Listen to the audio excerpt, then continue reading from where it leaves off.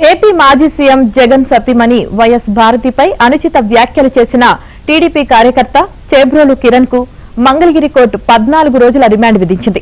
నిన్న Mangalagiri rural police స్టేషన్లో అతడికి ప్రభుత్వ వైద్యులతో పరీక్షలు నిర్వహించారు.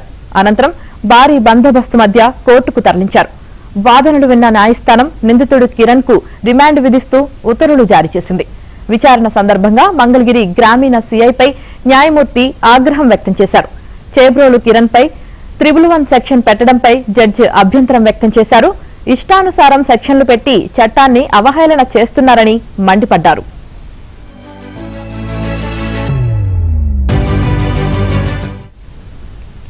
ఓ యూట్యూబ్ ఛానల్ ఇంటర్వ్యూలో వైఎస్ భారతిని ఉద్దేశించి కిరణ్ చేసిన అసభ్య వ్యాఖ్యలకు టీడీపీ అధిష్టానం తీవ్రంగా పరిగణించింది.